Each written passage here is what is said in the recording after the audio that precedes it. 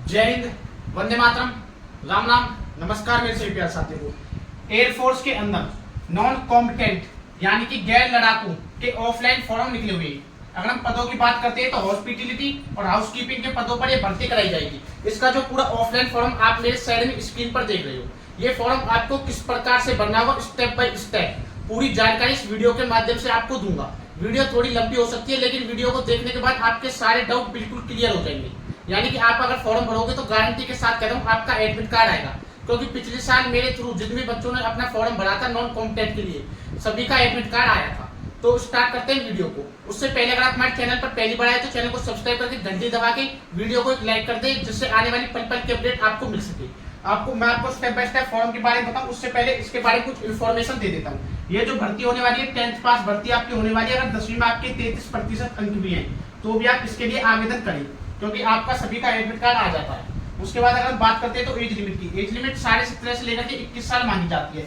Screen पर आप मेरे देख सकते हो कितने साल से कितने कितनी तारीख के बाद किसका जन्म होना चाहिए, कितनी तारीख से पहले जन्म होना चाहिए, जो मैंने नीचे दिया हुआ है उसके अनुसार आपको फॉर्म भरना होगा। उसके बाद बात करते हैं वैकेंसी की। ये ऑल ओवर इंडिया भर्ती होने वाली है। अगर हम वैकेंसी की बात करते हैं तो लगभग 1200 प्लस में वैकेंसी रहेगी आपकी।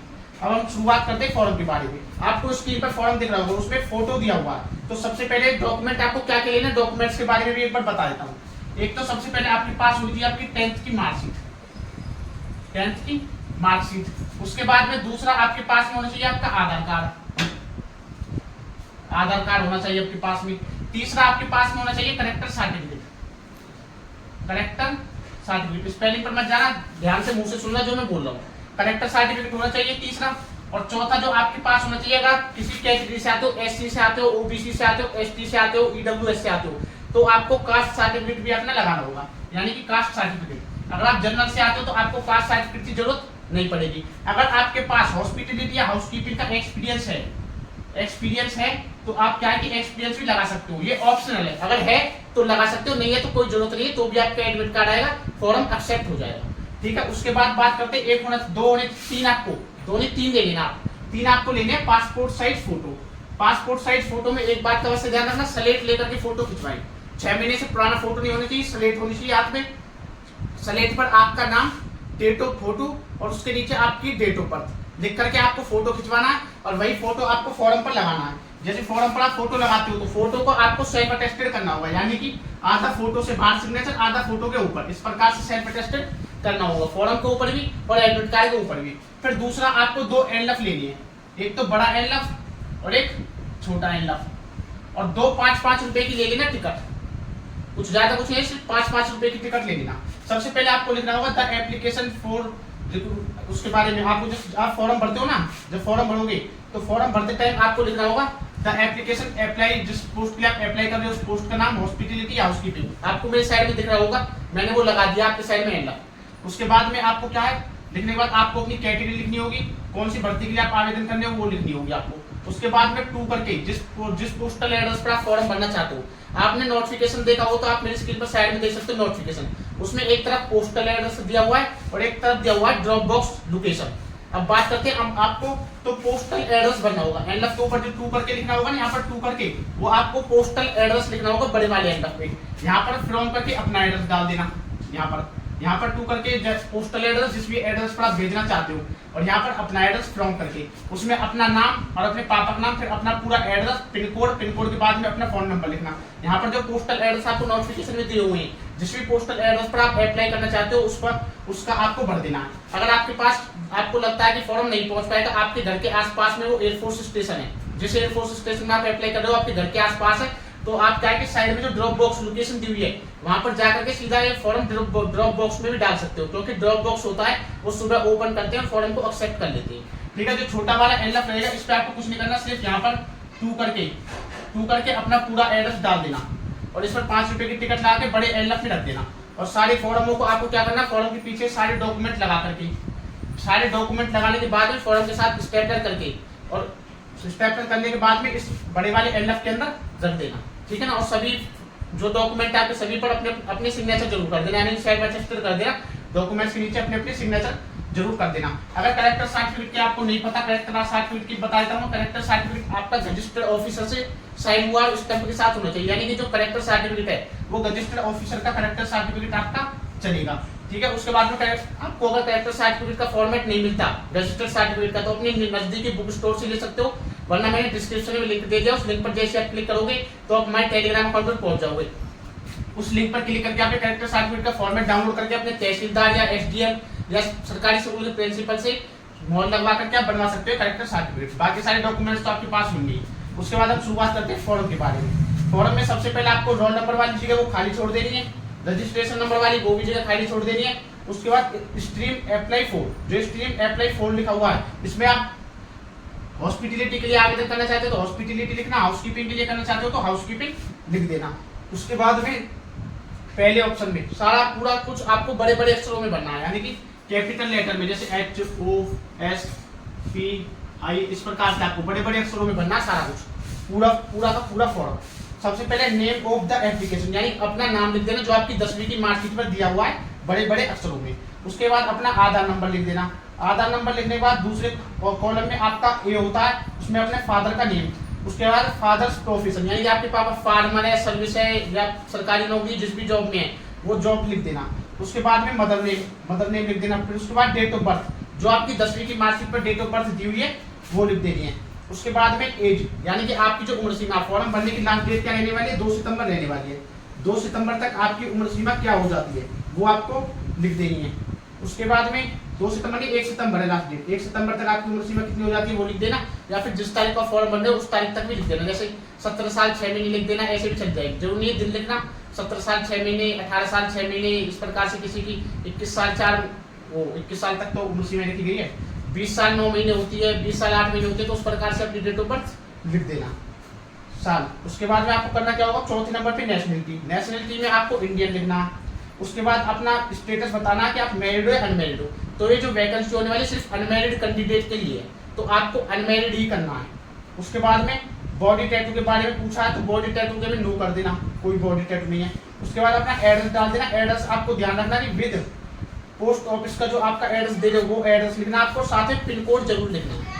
पिन कोड के बाद में आपको ईमेल आईडी डालनी है। ईमेल आईडी डालने के बाद फोन नंबर डालना है। परमानेंट एड्रेस में सेम डाल देना जो ऊपर डाला हुआ 7वें नंबर पर। ठीक है, अब आ जाता है 9वें नंबर। 7 और 8 में दोनों में सेम एड्रेस डाल देना विद पिन कोड के साथ। 9वें नंबर पे आपको क्या करना है, वो पुलिस स्टेशन भर देना। इसमें आप नीचे ऑप्शन दिया है पुलिस स्टेशन का। फिर है एजुकेशन क्वालिफिकेशन की डिटेल, यानी कि 10th पास आपने कौन से बोर्ड से किया, जैसे हरियाणा बोर्ड से, राजस्थान बोर्ड से, यूपी बोर्ड से, उस बोर्ड का नाम और सर्टिफिकेट लिख देना। अगर 12वीं की हुई है तो 12वीं की डिटेल भी भर देना। उसके बाद है लैंग्वेज, ऐसी कौन सी 2 लैंग्वेज है जिन्हें आप लिख सकते हो और बोल भी सकते हो, तो आप पहले हिंदी दे देना। उसके बाद अगर इंग्लिश देना चाहो तो इंग्लिश दे देना, वरना एक ही लैंग्वेज दे देना, कोई जरूरी नहीं है 2 लैंग्वेज। उसके बाद में 11वें नंबर पे दिया हुआ डिटेल ऑफ पास्ट सर्विस, यानी कि आप अभी कहीं पर सर्विस कर रहे हो तो इसको खाली छोड़ देना, कोई सर्विस नहीं करता रहता, अगर कर रहे हो तो भर देना। उसके बाद प्रेजेंट ऑक्यूपेशन, अभी कहाँ पर ऑक्यूपेशन, यानी अभी कहाँ पर जॉब करते हो, क्या काम करते हो वो कर देना, अगर है, इफ एनी लिखा हुआ है तो, वरना कोई जरूरी नहीं है। उसके बाद है experience if any the stream apply, जिस स्ट्रीम के लिए आप अप्लाई कर रहे हो उसका एक्सपीरियंस अगर आपके पास है तो कितने साल का वो आपको भरना होगा। और अगर आपके पास एक्सपीरियंस है तो उसकी फोटोकॉपी भी आपको लगानी होगी, इसमें क्लियरली मेंशन किया हुआ है। तो अगर आपके पास एक्सपीरियंस नहीं है तो इसको खाली छोड़ देना, कुछ मत भरना। ठीक है, उससे क्या क्या फोटोकॉपी लगाने की जरूरत नहीं पड़ेगी। उसके बाद सिग्नेचर ऑफ एप्लीकेशन, यहाँ पर अपनी सिग्नेचर कर देना, डेट लिख देना। उसके बाद है सर्टिफिकेट बाय एप्लीकेशन, इसके ऊपर एप्लीकेशन की सिग्नेचर करनी है सिर्फ और डेट लिखनी है और कुछ नहीं करना। उसके बाद नीचे इसमें डॉक्यूमेंट्स के बारे में दिया हुआ है कि आप 10th की मार्कशीट लगा रहे हो तो 10th की मार्कशीट तो सब लगाएंगे तो यस कर देना। सर्टिफिकेट ऑफ एक्सपीरियंस, इसमें पूछा बी नंबर पे कि एक्सपीरियंस है क्या आपके पास, तो इसको नो कर देना, अगर है तो यस कर देना। Character certificate note older 6 month, यानी कि 6 महीने से पुराना नहीं होना चाहिए करेक्टर सर्टिफिकेट, तो इस पर क्या करेक्टर सर्टिफिकेट आपके लिए कंपलसरी है तो इसको यस करना। उसके बाद में कंसल्टेंट सर्टिफिकेट बाय पेरेंट्स, यानी कि जिनकी उम्र सीमा 18 से कम है, यानी कि जिसमें लिखा हुआ ना 4 candidate below 18 years of age, यानी 18 साल से कम है, तो उनके लिए उसको क्या है कि अपना नाम लिखना होगा, साथ ही अपने पिताजी का नाम लिखना होगा, और उसके बाद में गार्डियन के सिग्नेचर, यानी कि अपने पिताजी या मदर के सिग्नेचर करवा सकते हो, नीचे डेट लिख देनी है। उसके बाद में सिग्नेचर ऑफ द कैंडिडेट के सिग्नेचर, उसके बाद में डेट लिख देनी है। अगर आप 18 साल से ऊपर हो चुके हो तो आपको ये वाला ऑप्शन भरना, 4 candidate above 18 year of age, ये वाला भरना अगर आप 18 साल से प्लस हो चुके हो तो। इसमें सिर्फ आपको अपना नाम सिग्नेचर कर देने और डेट डाल देनी जिस डेट को आप फॉर्म भर रहे हो। उसके बाद जो है certificate by chief administrative officer, ये वाला ऑप्शन आप खाली छोड़ देना, इसमें आपको कुछ नहीं करना। फिर आता सीधा चौथे नंबर पेज पर एडमिट कार्ड वाला। एडमिट कार्ड वाले में आपको अपना पासपोर्ट साइज फोटो लगाना स्लेट के साथ में, सेल पर टेस्ट कर देना है, आधा सिग्नेचर फोटो पर, आधा सिग्नेचर फोटो से बाहर। उसके बाद जिस स्ट्रीम के लिए आप अप्लाई करते हो, हॉस्पिटलिटी के लिए करते हो, हाउसकीपिंग के लिए करते हो, वो स्ट्रीम लिख देनी है। उसके बाद में अपना नाम, अपना Aadhaar number, father name, mother name, अपना पूरा address, house number, village, police station, post office, district, state, pin code, अपना पूरा एड्रेस लिख देना। 5वें और 6ठे नंबर का जो ऑप्शन है वो बिल्कुल आपको ब्लैंक छोड़ देना खाली, क्योंकि वो ऑफिस यूज के लिए, यानी कि जब आपका एडमिट कार्ड आएगा वो भर करके भेजेंगे। और नीचे वाला जो यूनिट स्टैंप है और ऑफिसर्स, प्रेसिडेंटिंग ऑफिसर्स के लिए जो लिखा हुआ है इस पर आपको कुछ नहीं करना, सिर्फ आपको यहाँ तक बनना है, स्टेट और पिन कोड तक। 5वां 6ठे नंबर के बाद आपको पूरा खाली छोड़ देना। जब आपका एडमिट कार्ड आएगा ना, इस छोटे वाले एनवेलप में रख के आएगा पोस्ट ऑफिस के माध्यम से, तो इसलिए इस छोटे वाले एनवेलप में आएगा। तो इसको भी आपको छोटे एनवेलप में रखना नहीं है, सिर्फ छोटा एनवेलप आपको खाली करके रखना। 5 रुपए की टिकट लगा देंगे, इस पे भी 5 रुपए की टिकट लगानी, इस पे 5 रुपए की टिकट लगा देंगे। आपका फॉर्म एक्सेप्ट हो जाएगा तो भर करके आपकी सारी डिटेल भेज देंगे। और इसमें जब आपका एडमिट कार्ड आएगा तो आपको एक डेट दी जाएगी, उसी डेट को आपका फिजिकल हो जाएगा, उसी डेट को आपकी हाइट नप जाएगी, उसी डेट को आपका एग्जाम भी हो जाएगा, और उसी डेट को आपको मेडिकल के लिए बता दिया जाएगा कि मेडिकल के लिए नेक्स्ट डे बुलाया जाएगा, नेक्स्ट डे से अगले दिन बुलाया जाएगा। मेडिकल में जो बच्चे पास हो जाएंगे उनका 1-1.5 महीने बाद आपका ज्वाइनिंग लेटर आ जाएगा, आपका सिलेक्शन हो जाएगा।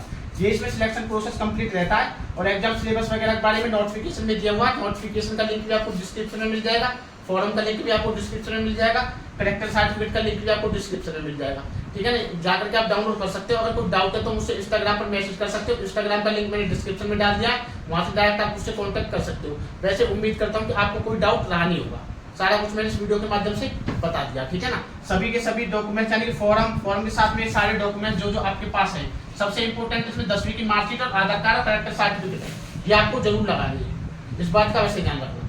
बाकी के तो इफ एनी अगर है तो लगा देना, कोई जरूर नहीं है। तो इस प्रकार से आपको फॉर्म भर के भेज देना, आपका एडमिट कार्ड आ जाएगा, ठीक है ना। सारे के सारे एक साथ स्टेप लेकर के बड़े वाले एनवेलप में रख देने, छोटा वाला जो एनवेलप है ये भी बड़े वाले एनवेलप में रख के पोस्ट ऑफिस से भेज देना। अगर पोस्ट ऑफिस से भेजना चाहो, अगर आप ड्रॉप बॉक्स लोकेशन पर जा सकते हो तो ड्रॉप बॉक्स लोकेशन पर डाल देना, क्योंकि नेक्स्ट डे ही आपका फॉर्म सबमिट हो जाता है, ठीक है। आने वाली पल पल की अपडेट के लिए हमारे चैनल को सब्सक्राइब कर ले। 1 सितंबर लास्ट डेट रहने वाली है। जय हिंद, जय भारत।